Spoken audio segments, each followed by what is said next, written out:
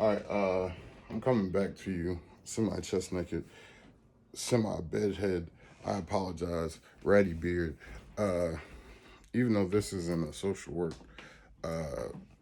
podcast, this is for my independent ventures outside of the field I specialize in, I guess you would say. Um, like I was saying, since that you might see animated antics and a lot of comedic personality, but some stuff gets real, and I have a vehicle to voice my opinion, so I voice my opinion.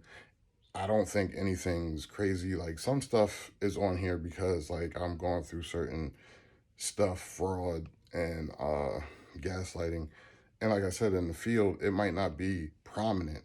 Like, some people dealing with grief and loss, whether they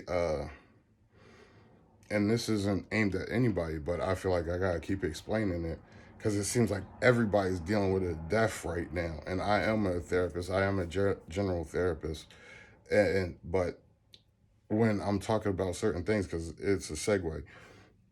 Like, when I talk about the grief and loss, and it's like everybody's dealing with it. Like, the segue is where it's like, yeah, I'm a general therapist. I'm a trained therapist. Like, if you go through my clinical checkouts, even though it's urbanized because this is like a informal setting, like I said, it's more like a podcast conversation to lead to more conversations, and not like a therapeutic training, a social work convention or something like that. And even then, you have good conversations. I've been to different places and had great conversations about great subjects, but at the same time, this is the podcast for the tattoo studio. It's not and it's a portfolio for things outside the field. So if it's a podcast topic, it's a podcast topic, but the page basically highlights my businesses that I'm trying to establish that aren't established. But some of the paperwork's done, but they're not generating revenue right now. Um, so what I'm saying is, like, with everybody that I'm talking to, a lot of, like, I would say 97% of people I talk to, whether I introduce myself to them today or 5 weeks from now, or we known each other for 5 years, is dealing with grief and loss. And as a therapist, one, it's unethical uh, to treat somebody that's in your personal life. That's not something. Now, some people have maintained relationships, and I think that's a good thing because, like, that consistency, like I say in every in different interviews and stuff like that, that consistency. Now, some people frown upon that. Like, I get that, but for some, I'm not saying for all, some people decompensate with the instability, the influx, and the turnover. So, like, when you got that constant, and I get sometimes you have the best intentions in checking on people that you've formed attachments and bonds with, and they form those healthy, secure attachments with you. But life is life, and everybody's living their own life. Nobody's revolving around anybody unless you a pimp with 100%. Like, I don't. This is the podcast, not the. I'm joking, but still, like, nobody's life revolves around somebody else's, and especially when you're trying to make moves and do different things, it's one thing to be neglectful. It's another thing to be neglected. Like, I get that everybody's not as attentive because it's not you're self-absorbed. You have your own life. Like, I pay bills every month. Every month, those bills is going to come in. They never going to stop coming in until my death. I'm always going to have bills. That's my responsibility. I have to find ways to pay those bills. And I'm not living beyond my means because I was paying the bills up until this time without any problem monthly before the bills were due, without any turbulence or instability. And I leveled up. And just because I leveled up and certain things transpired, like, I've leveled up, but I haven't had a full-time job. So, and that's not no excuse, but like at the same time, I did level up. I earned what I deserved. I was in the field 6 years, so I'm not just entry level. I learned a lot of hands on. I learned a lot of book, and I've lived experience.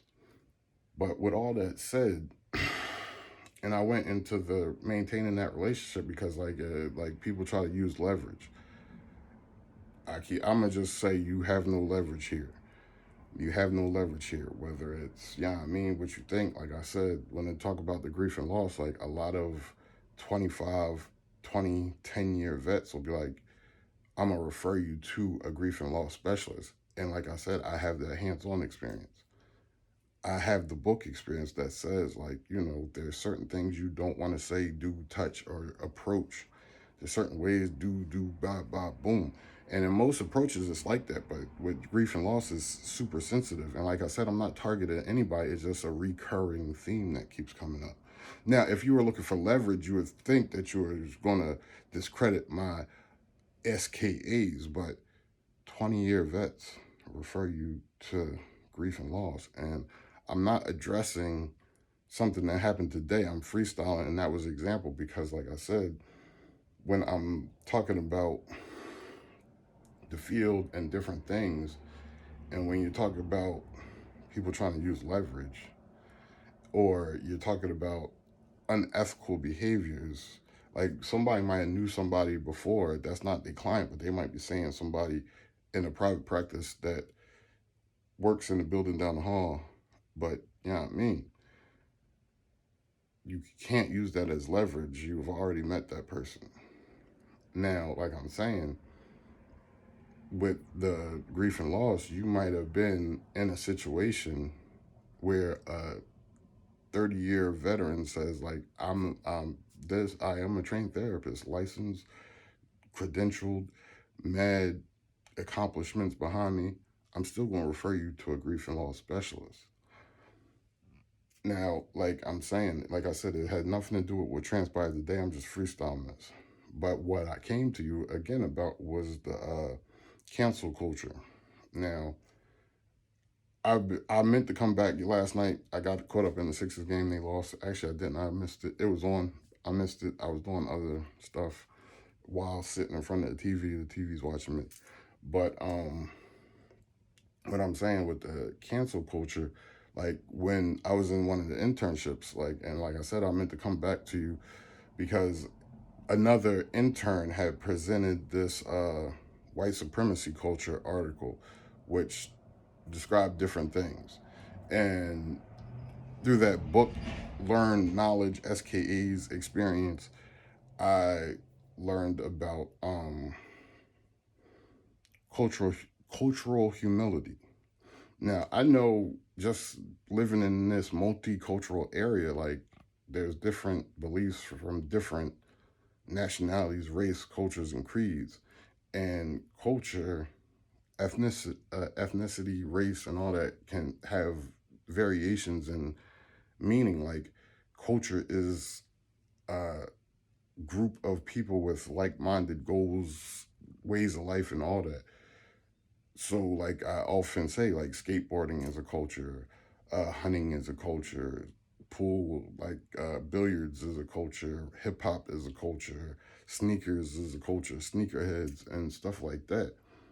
So when I'm in groups or when I'm individuals, I'm telling people find something outside of your norm that you people, places, and things. And not it's not about my clients. It's about in this cancel culture environment, which, like I said, to me is just a rebranding of Gangstalking, where you're trying to uh, isolate, ostracize, and all of that.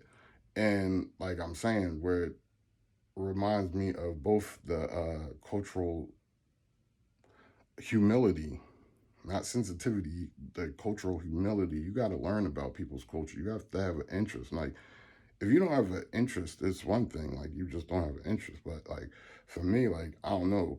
In my older age, above 25, 30, it's like I like learning about different shit. Like, excuse my language. Like, so, and as a therapist, like I said, part of our supervision, part of our all that is to reflect on our thoughts, behaviors, counter transference, and stuff like that. And like I've learned a lot about myself in this process through this process.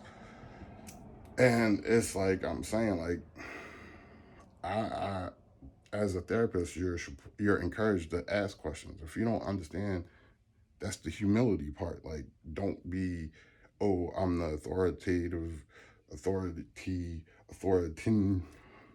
of the matter. Like, no, the client is the master of their treatment. They're the expert at their own treatment. And having said that, like, yeah, I know my job as a therapist, so the games be out the window. If you want to play games in my office, private practice, it's like, okay, you're spending your money or you're using state money to play games. I'll treat the problem that you present.